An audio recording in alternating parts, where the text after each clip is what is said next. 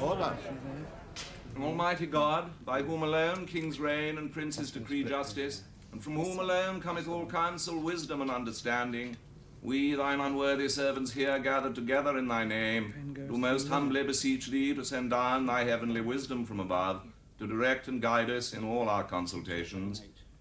And grant that we, having thy fear always before our eyes, and laying aside all private interests, prejudices, and partial affections, the result of all our counsels may be to the glory of thy blessed name, the maintenance of true religion and justice, the safety, honor, and happiness of the Queen, the public wealth, peace, and tranquility of the realm, and the uniting and knitting together of the hearts of all persons and estates within the same, in true Christian love and charity, one towards another, through Jesus Christ, our Lord and Saviour. Now push forward a bit harder. Go on, go on, go on. Okay? Yes, thanks. I better get my skates on. Mummy saw you on television last night. Yeah? I was at Brownie's. How's school? It's all right. There's a man coming to teach us how to play guitar. Yeah? Terrific. It's only for kids with big hands. Let's have a look.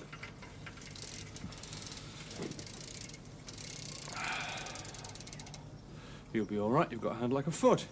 Daddy. Mum says she made some tea at 6 o'clock. I'm just finished. What have you been doing? Baking. There you go. Great, thanks.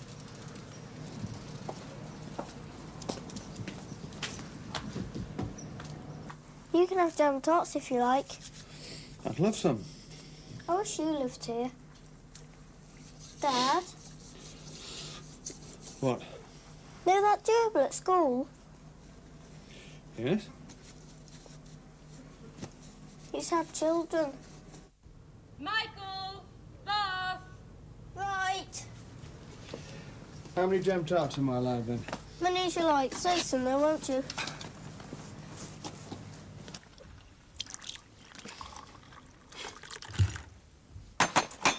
Those are what Michael made. Hey, he's good, isn't he? Brought sausage rolls home from school last week.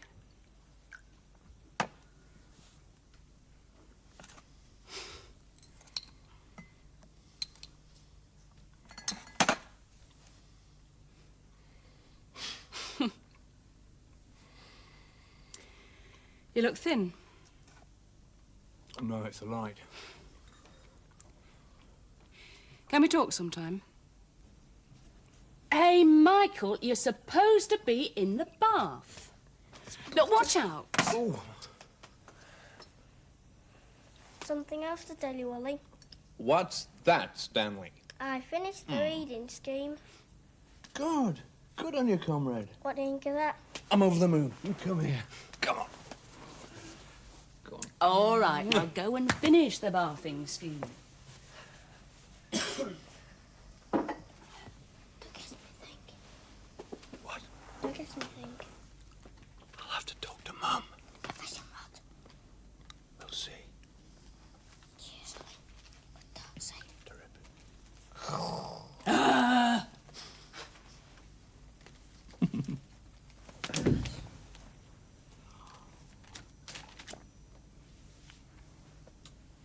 Anything special?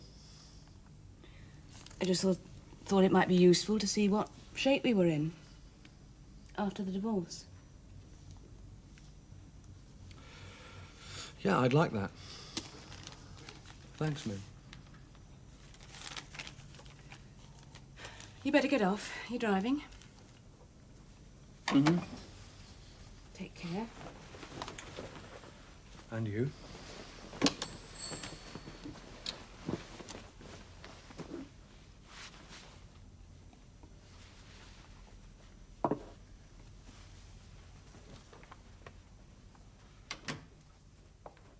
Hey, go on. Get up them stairs. Go on. Get that bath. Keep me out of it.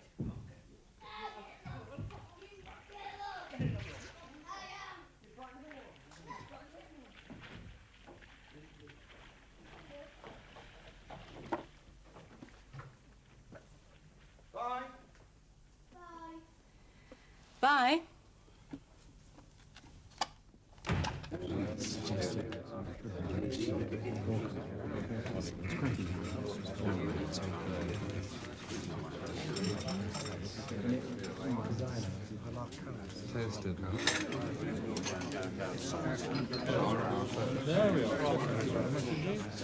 Have you seen Mr. Bragg? Thank you very much.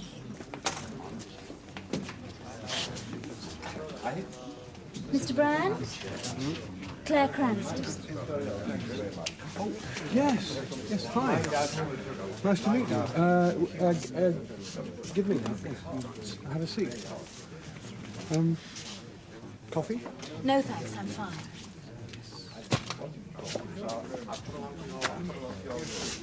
Jeff Rawlinson said that you might let me have a few hours a week. It's possible. Say, 10? Yeah, that should be all right. Where do you work? At home? Yes. I have a 7-year-old daughter. I like to be at home when she comes back from school. You've a typewriter there and... Good. It's mainly correspondence. Got a minute, Bill? Sure. Excuse me. 2 coffees, please, Al. Thank you, sir. I'm whipping on B. First committee, isn't it? That's right. There we are, sir. Thank you. Thanks, Alfred. Good, thank you. Don't worry too much about procedure. It's not a great deal different from the chamber. We stand when addressing the chair, our usual forms of address. No smoking, reading of newspapers, eating or drinking. Well, I must say, it's a blessed relief to be on a committee that isn't going to be a parliamentary version of the Third Battle of the Somme. I can't remember when we last had Tory support on a second reading. It was 6 months ago. The public expenditure cut. Ah, yes, of course. Well, we must count our blessings, mustn't we? You know about tabling amendments. Yes. And not that it's encouraged, mind. We expect support here just as much as in the House. I read what you had to say on the second reading. Chief Whip took it as a speech in favour of the bill, which is why I agreed to support your request for a seat in committee. Well, I'll be around anyway, should you need advice. Thanks, Jeremy.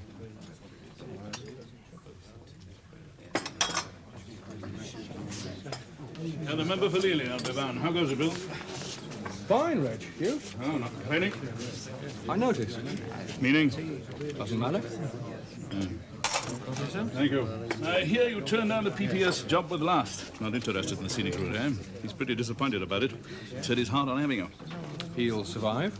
Oh, yes. Are you on this committee? No, I'm on D, Finance Bill. What's the line on this one? No line, save a low profile. Question of priorities. You should come to more journal meetings, Bill. Will you vote for it on the third reading? No, probably not. Not it'll make any difference with the Tories supporting it. Yet you did vote for it at the second reading. Not true, I wasn't there for the second reading. I meant the group. Thank you, sir. Did they? Didn't you? Yeah. I was that then. Isn't it obvious? You think they'd have given me a seat on this committee if I'd have spoken against? Nice, nice. You're getting quite good at it, aren't you? Morning, Reg. Oh, morning, John. Oh, Jeremy, what did you work? Our next leader. I'll leave you to it then. I'll keep an ear out for explosions.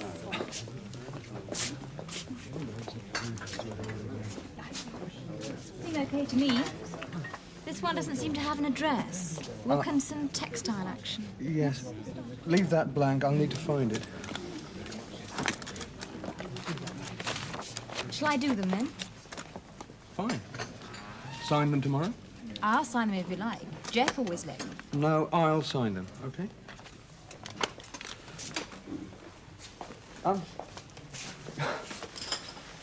Don't I know you from somewhere? Oh, just in time. No, I'm not being corny, really.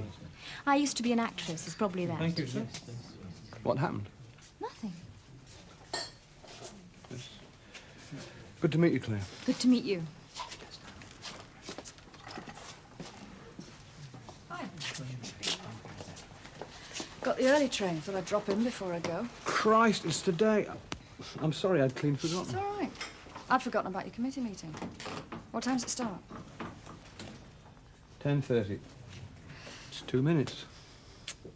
Well, There we are, then. Hang on, hang on. Listen. I hope the interview goes well. Thanks. Do you want the job? Dunno. I wouldn't mind it in principle. I'll know better when I've met the people I'll be working with. Well, you go easy on him, eh? Of course. That's a filthy bill. I know. You don't belong here. Listen, I've got to get in. Yeah. Stay down, we'll talk. I'm on a day return. But you could drive back with me Friday. I'll call you. Well, think about it.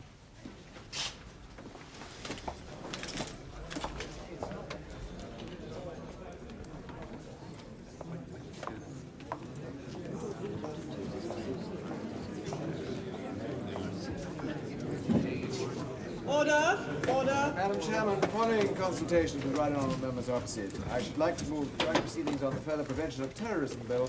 The committee do meet on Tuesdays and Thursdays at 10:30 o'clock. Be shown. Resolved. On a point of order, Mrs. Martin, this is my first appearance in this room, and it's my distinct impression that it's freezing. Is one to understand that this is yet one more government attempt to save the nation's fuel? If it is, might I suggest that members be issued with blankets as we move into the winter? I thank the honourable and gallant member for Worcester North, but the temperature in this room had not escaped my notice. In fact, there's been a partial central heating failure, which I'm assured will be rectified by the second sitting. May one ask whether that assurance came from the government or the House staff? If it was the government, then I think we should still lay in a stock of blankets in view of the unequalled record of broken promises and assurances over the past 2 years. Mr. Leahy? Might I seek the guidance of the chair, madam? I'd understood we were gathered to discuss the further prevention of terrorism bill, not the provision of blankets bill. Perhaps I'm in the wrong committee. I think we've said enough about blankets. Welcome to Upper 4 Remove. Mr. Venables. Before we begin to discuss Clause 1 and amendments, may I draw attention to the explanatory and financial memorandum that prefaces the bill. The bill before you is an attempt to build upon the undoubted success of the Temporary and Renewable Act we placed on statute 2 years ago as an immediate response to the terror that was being waged inside our cities. Now, when we introduced that first act, we were anxious that in pursuing law and order and the protection of the citizens of Britain, we should not make inroads into the area of democratic rights and individual freedoms. On the whole, our fears were unjustified. The vast majority of the citizens of this country continue to lead their lives untouched by the workings of the new act, which is as it should be. Law is always an assistance to good living, not the inhibition of it. Right. Now, as I said in the chamber on the second reading, the time has now come. Many may think it long overdue, in view of the awful events of the last few weeks and months, to integrate still further elements of those temporary laws into a permanent legal structure. I would like to say here how particularly gratified I am to have produced a bill that has won the wholehearted approval of all sections of the House. It's a closing of the ranks in times of danger to the people that I have personally sought across a broader spectrum of governmental policy than purely that of security. I thank the Minister for giving way. May I remind the Right Honourable Member for Pembrey, however, that Conservatives had a long and unbroken record of patriotism in these matters. And that the bill before us is at least as much the result of opposition and persistent pressure as of the Minister's personal initiative.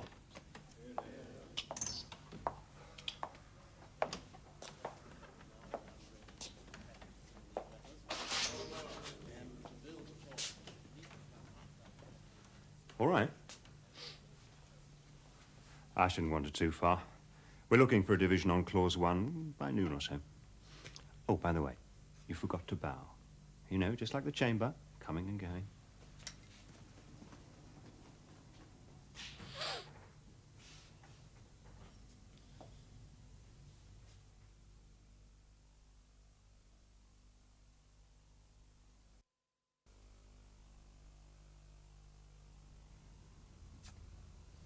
I should have taken the train.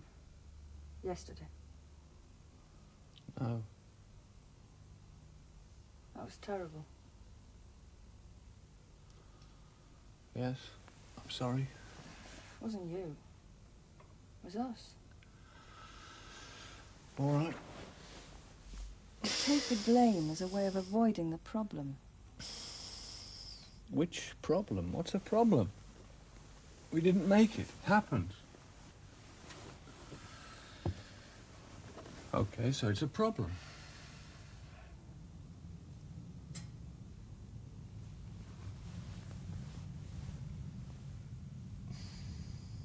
Will you take it or what? Dunno. How long have they given you? A week. But you like the people and it's a good job. Mm-hmm. So? I'm not sure how much is because I want the job. Qua job. How much it's because you're here. Oh. I've spent the last 5 years trying to rid myself of dependence on men. It's a hard habit to kill. Oh. I don't want to talk about it, actually. I'll sort it out. Do you want to talk? I wouldn't know where to begin. Doesn't matter where. Start. I have these two voices in here. Well, I say two. It's never less than two. Sometimes it's in the upper 30s. What do the two say? Might, right.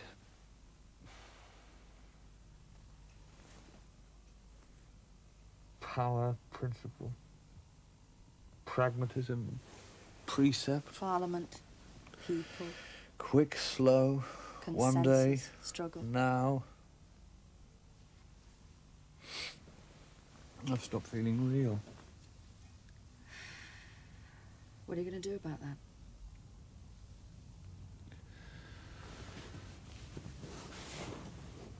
The logic of being in Parliament is to struggle for power. It has to be. Yet I won't. Because I can't. Partly because I suspect that struggle very deeply. A glance at the shrunken giants of the left, currently behaving like elegant miniatures in the cabinet room, makes a point, I think. And partly because I think the parliamentary struggle is illusory, chimera, mystification, circular, perfectly self-contained. A P, 3 wooden cups. Find it. The conjurer's job is to keep us guessing, and while we guess, he wins. But take his wrists in your hands while someone else lists the cups. Eureka. The P is discovered where it is. The P is power, yes? Say more. Oh, it's messy. It won't focus. I'm sorry I haven't helped. I wouldn't ask, would I? So I'm left doing these hundreds of little things. Some of them marginally valuable, some silly, some ugly but necessary, some hugely idiotic.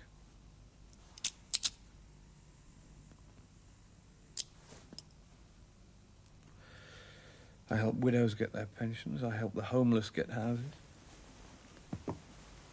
I write to ministers about inner ring roads. I open bazaars. I preside at speech chains. I bow to chairs. You do other things. Listen, a Labour government kept in power by the likes of me is fulfilling, yet again, its historic role as the supreme agent of international capitalism in Britain, and all the classic features of that process re-emerge. Chronic large-scale unemployment, massive sustained cutback in the public sector. You know, education, nursery schools, public welfare services, hospitals, coupled with the steady, sheltered recovery of profits in the private sector. And what do we do about it? What do we do about it, we men of the left, huh? David Last lies low, raises hell in private, but makes no waves in public, dreaming of that final push that gives him party, government and power. Reg Starr and the Journal Group establish priorities, take soundings. Trapped in the same metallic logic of social democracy, unable to do what is incontestably right because their definition of the left ends with a Labour government which they have to keep in power at all costs. And what do I do? God, it's pathetic. I treat Parliament, this, as an arena for the exercise of moral repugnance. Like any liberal. That's not what politics is, for Christ's sake. Yes? Who? Oh, yeah. No, that's all right. Look, Jeremy, what's the status of this form? I've spoken to nobody. Now, don't do me favours, all right? You want to talk about the amendment? See me tomorrow before the committee. Yeah, fine, fine. Good night. That's a committee whip. What do you want? He wants to discuss my amendment to Clause 2 of the Further Prevention of Terrorism Bill. Isn't it to his taste? He thinks I'm hatching something. Are you? Yes. A wooden egg.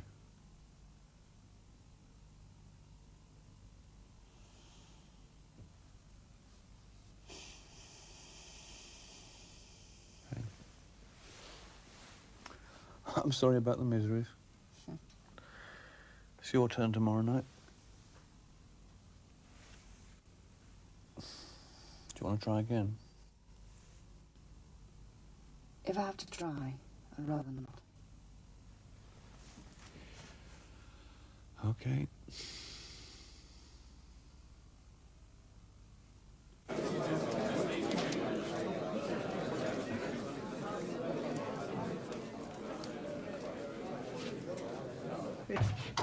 See you Tuesday. I don't see what you're after with this amendment. Don't you? There's a good chance it won't even be called. My own view is it's not in the spirit of the bill. Well, we'll see, shall we? You haven't a hope of getting it through anyway. The Tories will vote with us, you know that. So what's the problem? Look, the Home Secretary wants you to withdraw it. I can imagine. Excuse me. Clause 2, special powers and functions. I beg to move Amendment 63. In page 4, line 15, leave out subsection 1 and insert 1. The law enforcement agencies as described in Clause 1 shall be empowered to detain without trial such persons as fall within the terms of the bill for a period not exceeding 2 weeks. With this, we are to take the following amendments. Number 73, in page 6, line 25, leave out paragraph B and insert B, the immediate creation of a national fingerprint file. Number 84, in page 4, line 15, leave out subsection 1 and insert 1. The law enforcement agencies, as described in Clause 1, be empowered to detain without trial such persons as fall within the terms of the bill for a period not exceeding 3 days. On a point of order, Madam Chairman. Mr. Henson? The selection of amendments is properly the business of the chair, of course. But I would argue that amendment number 84, to be moved by my honourable friend, the member for Lely, is so obviously against the spirit of the bill before us, and so patently, therefore, contrary to the will of Parliament, who sent the bill to this committee, that a prima facie case for not calling it is clearly made. On the same point of order, Madam Chairman, it is surely clear to all honourable members present that powers of detention limited to 3 days are tantamount to there being no powers of detention whatsoever. I would strongly urge, Madam Chairman, that in the light of this you would reconsider your decision to allow Amendment 84 to be called. I am grateful to the right honourable gentlemen for raising the points they have raised, though as points of order they lack a certain lineage, I think. As both right honourable gentlemen agree, it is for the chair to decide on the selection of amendments and consequential amendments to be discussed. I'm very happy, however, to explain my thinking in calling amendment number 84. The principal amendment to clause 2, paragraph 1, amendment number 63, contains a crucial variation of the period during which persons might be detained without trial under the then Act. The bill asking for 10 days and the amendment calling for 14 days. In logic, any variation of the period of detention as contained in an amendment should be allowed to be put. I have consequently selected amendment number 84. As there is no indication that amendment number 84's leading sponsor wishes to withdraw the amendment, it shall be taken as indicated. Thank you, Miss Martin. I have no desire to withdraw it. Mr. Beeley? Very well, Madam Chairman. Would it be possible to ask for clarification as to procedure, Madam Chairman? Mr. Henson? Could the Chair say whether division will be called on all amendments or simply on the substantive amendment as selected? The Chair will recognise that the government is anxious to place an act on the statute book at the earliest possible moment in view of the terrible events of the past few months. It is, I believe, not only the will of Parliament, but of the country as a whole to see to it as expeditiously as possible that these men of blood be brought to justice, and that this wave of terror should be halted and peace restored to our towns and cities. It is practice, as the right honourable gentleman possibly knows, to take division on principal motions only.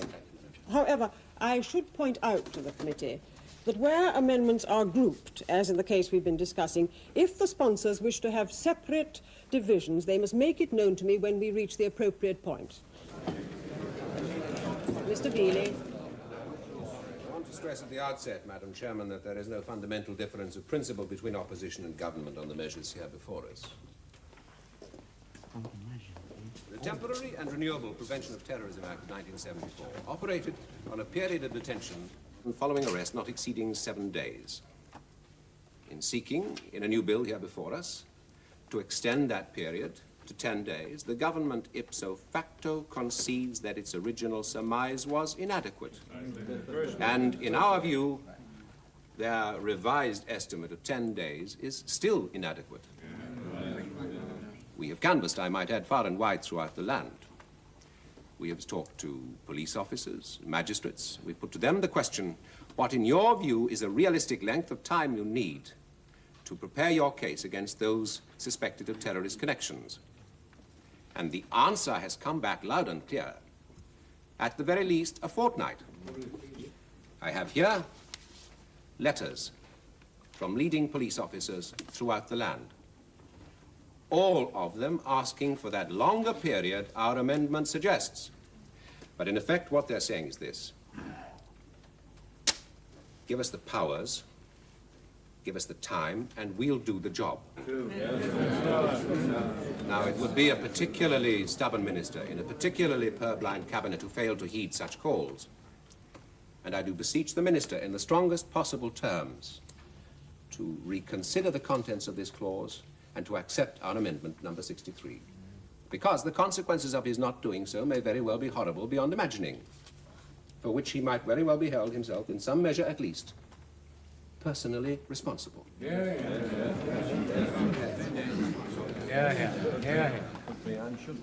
Mr. Hinchcliffe.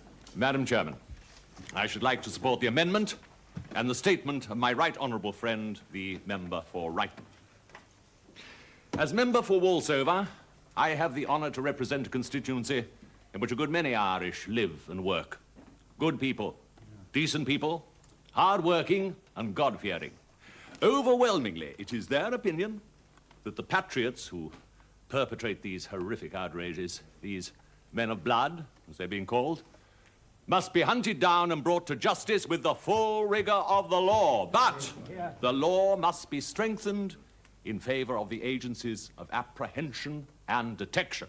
Now, let us have no more cant about democratic rights. It is democracy we seek to preserve against these alien, anarchistic and subversive elements in our midst. Now, the government's extension of the period of detention without trial is like everything else they've enacted over the past 2 years. Too little and too late. I personally would have favored an amendment giving specific powers to the police of immediate rearrest should the situation in their view warrant it. Like South Africa, you mean? You may smear by association as much as you care to, sir. The facts are that our law enforcement agencies have asked for this amendment, and it would be a desperately foolish man who did not pay them heed. Right, exactly. Mr. Mace. Thank you, Madam Chairman. As the only Liberal on this committee, may I say that we do not support amendment number 63. Can you be? I see nothing to be ashamed of in seeking to preserve that delicate and vital balance between the essential democratic rights of our fellow citizens and the need to provide an effective legal framework within which those rights might be enjoyed. Which is what we're trying to do. Now, that is what political maturity means. But I would not expect too many of the honourable gentlemen on this side of the aisle to be over-familiar with the concept. How would you recognise it? A little offensive. Liberals will oppose the amendment because it would represent, at this point in time, action.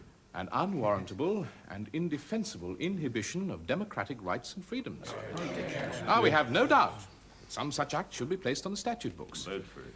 But its strength must be based in morality, for it is a moral idea, the idea of freedom within the law that we seek to uphold. Mr. Venables. Madam Chairman, there are many reasons why the government will seek to have amendment number 63 defeated, some of which have been already touched on in that excellent speech we've just heard from the honourable member for Limi. We too have taken soundings, but of a rather more official kind than that of the opposition. Members will remember the Conference of Chief Constables and the Army Seminar, which as Home Secretary I called for and presided over in the late summer. These and countless other meetings and consultations and correspondences, reaching far out into the country as a whole, have led us to the drafting of this bill, and in particular to this clause. In our judgment, a period of detention without trial not exceeding 10 days is the correct balance to be held between freedom and security. As to amendment number... Would the minister give way? I'd rather not, if you don't mind. I think you've had a generous bite of the carrot. On amendment 73, I shall dwell only briefly, since nobody's actually spoken to it, and I see no sign of the honourable member who's sponsoring it. The government is opposed at this point of time to the setting up of a national fingerprint file, or for that matter, if I may anticipate other amendments, tabled but not yet called, to the creation of any special anti-terrorist military unit on the model of West Germany or other sovereign states. Would the minister say why? Because to us this smacks of impetuosity, bordering upon panic. The measures to be taken must be calm. They must be rational. They must be fair, and seen to be so. And they must inconvenience the law-abiding citizens of this land as little as possible. And be totally ineffective. As regards amendment number 84, of course we oppose. Speaking personally, I cannot believe that anybody who voted for the bill on the second reading can seriously be proposing it. Mr. Brown. I beg to move amendment number 84. And I give notice that I would like that amendment to move in due course to a division, Miss Martin. Order, order, order. Noted, Mr. Brown. The Home Secretary rebukes me with the charge of inconsistency in voting for the bill at the second reading and in urging this amendment here. I would ask the Minister to bear two things in mind. First, the polite fiction that a member is responsible for his vote is a piece of cant that even a minister should be able to recognize unless the iron has bitten very deep indeed. Like all other Labour members on this committee, I was enjoined to vote for the bill at second reading by a process known as the three-line whip. Now, I know it's not customary to talk about these things in gatherings like this, but it is important that we try to separate reality from the fictions that surround it. In spite of which organised requisitioning of all available fodder, 15 members voted against, 4 of them are co-sponsors of amendment number 84. And here is the second thing I would ask the Minister to note. How many of those opposing ministers, those opposing members, find themselves here on this committee today? Not a single one. I cannot say that I am surprised. Order, order. I would remind the member for Lely he is moving an amendment and must confine himself to it. Thank you, Ms. Martin. I simply felt that the Minister had imputed something which required some answer of me, but I'll continue. We heard on Tuesday from the Home Secretary the way in which the Temporary and Renewable Terrorism Act has worked. We heard the statistics for last year. 800-odd arrests and detentions, over 70 deportations, something like 20 persons brought to trial, 11 found guilty of offences under the Act. Yet the terror continues, spreads, worsens. Why? Powers are insufficient, that's why. Because police powers are ineffective? Of course they are. That's the very point. The police have greater powers now under the Act than at any other time outside of war since the 18th century.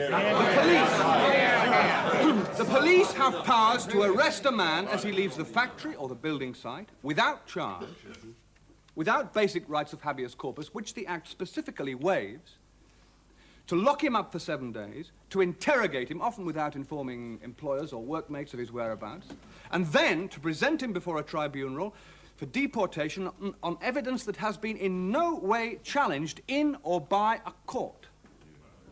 In my own constituency, these things have happened and will continue to happen. And in your... The member for Lely will confine himself to the amendment. The problem of Ireland will not be solved by passing punitive, anti-democratic laws in Britain. The problem of Ireland will be solved by the Irish. When a British government acting on behalf of the British people relinquishes the imperialist role it has exercised there these last 3 centuries and accepts that the Irish must be allowed to settle their own affairs in their own way, however painful that way may seem to be. Now, this present bill, with this clause, will cause a proliferation of a process already well underway. Already, police are using existing powers to spread the net even wider. Men and women who have lived here all their lives, who have never had any connection with Republican parties, are being taken in, some of them, to be deported to a country they left 20 or 30 years ago. Now, who are these people? Well, they're murderers. What characterizes them? They are Irish, and they are industrial militants, shop stewards, trades unionists, conveners, organisers, or they are political militants, members of parties, officials, or even local councillors. I will not support a bill that in any way infringes on the basic rights of the working class of this country or any other to organise itself so as it may struggle more effectively. With respect, Madam Chairman, there seems pretty common agreement among members of the committee that we are in the presence of a dilatory motion in abuse of the rules of the House. Thank you, Mr. Henson. The Chair is familiar with the powers of the Chair in these matters. I am mindful of the fact that the honourable member for Lely is a relatively new member, possibly less familiar than many here with the rules and procedures of the House, but I must ask him once again to speak more concretely and more precisely to his motion. I am obliged, Miss Martin. I shall finish in a few sentences more. See if you can control it. If I might be permitted one tiny reference back, simply on a point of information, Miss Martin. I have collected evidence supporting these last allegations on 14 cases of arrest and detention in my own constituency. A dossier was sent by me to the Home Secretary 2 months ago. Despite frequent reminders, I still await a reply. Will my honourable friend give way? No, I will not. Let me say in conclusion, the politics of terror of bombing is a bankrupt politics. I do not oppose this bill or this clause because I support the politics of terror. But when honourable gentlemen on both sides of the aisle talk about these men of blood, let them consider all the men of blood, not just those who murder with bombs and guns. Let them reflect for a moment on others in our society who might equally bear the sobriquet. Currency speculators, for example, who murder by telephone, who bring the pound down until a Labour government sees sense and gives cast iron guarantees that it will carry out their policies, which inevitably include extended wage standstills, vicious cuts in social spending, and a huge increase in the reservoir of the unemployed. Old people will die this winter, thousands of them, of hypothermia or something else, as a direct result of these telephone calls. Let us bring the men of blood to justice by all means, but let us be sure who we mean.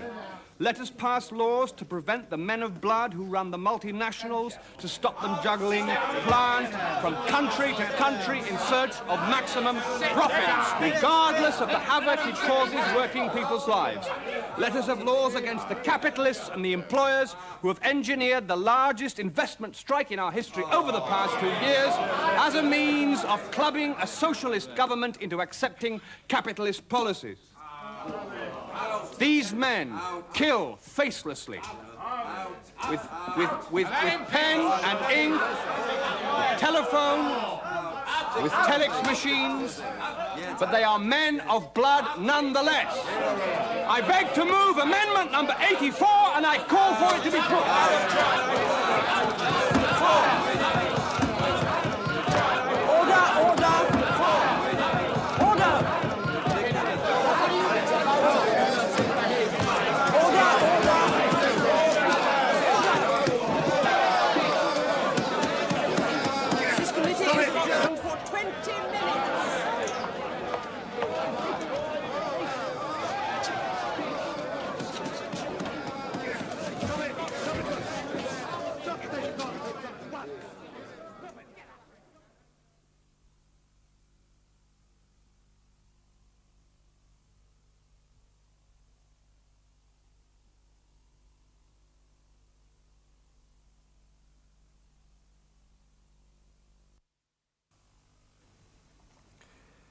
Did you read what I said? Yeah, well, get The Guardian tomorrow and read it. Oh. Don't worry, Alf. You'll get ulcers. Cheers. What time are we likely to be leaving tomorrow? 4, maybe. Around 4. I fixed a meeting with the women's press. That'll be okay. What's going to happen? Will they kick you out? Suspend you? I don't know. You took flack, as they say. I went there to say it. I said it. What was that about Pakistanis on the phone? Oh. There's been half a dozen beatings up down Hillmore. A couple of shop fronts done over. Christ. Has anybody heard? None seriously, Joe, it says. Who was it? Who do you think? Oh, bastards. What are the police doing? The police are conducting inquiries. It'll get worse.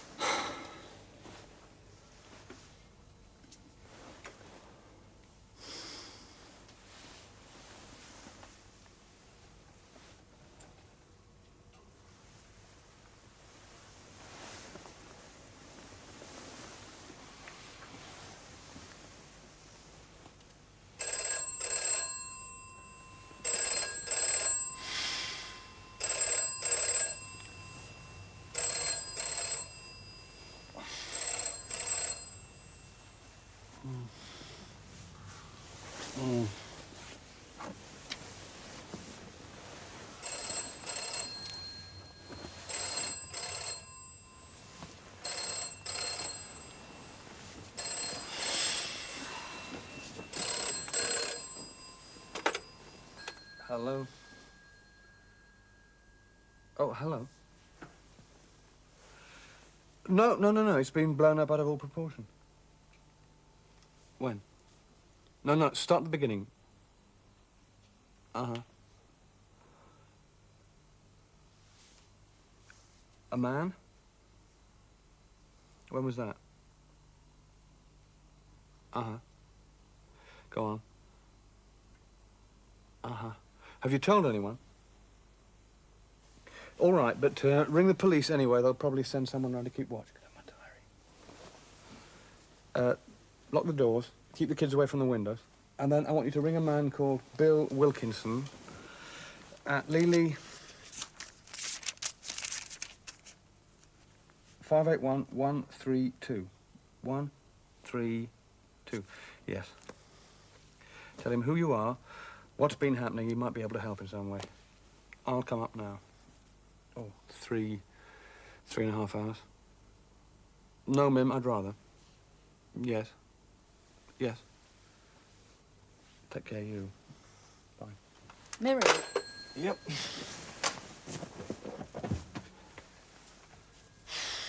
I'm sorry. We've got to go north. What is it? Probably nothing. Some joker's been making threatening telephone calls. Who's that been threatening? Me, the kids, What with? you name it.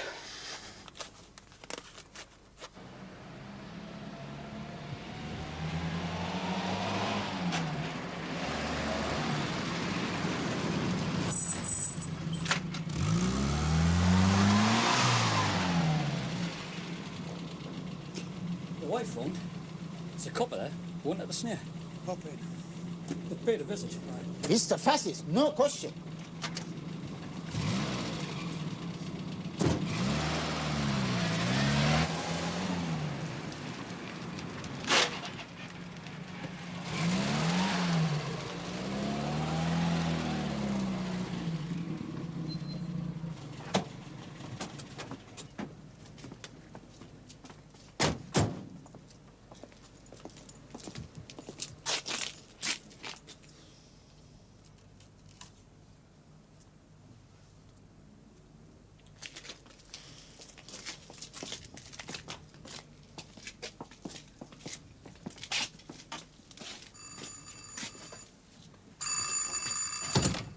I'm Brand. These are friends. It's all right, Sergeant. It is my husband. You all right? Yes, we're fine. The children are sleeping on the sofa.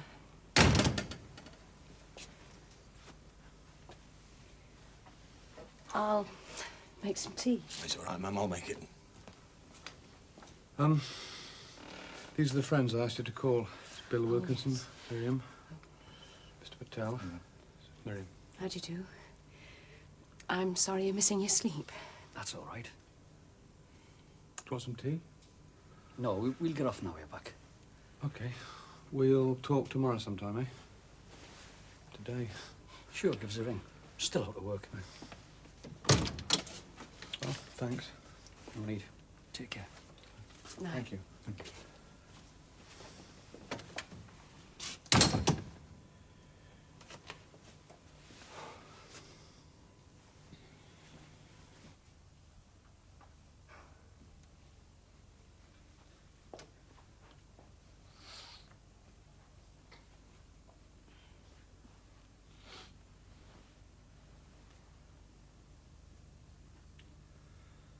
So what happened? I phoned the police. They said they'd come at once. About 10 minutes later, I had a car. I pulled the curtain to see if it was them. The car stopped. There were 2 men in it. One of them threw something at the house, a petrol bomb, the sergeant said. It hit the fence and exploded into flames. The car drove off. Well, they found it abandoned by Hillmore Park. They think it was stolen. George Peters and the Bates helped me put out the fire.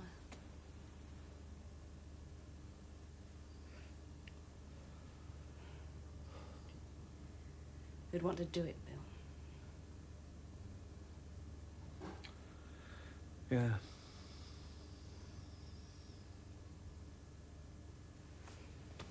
I helped the sergeant with the tea.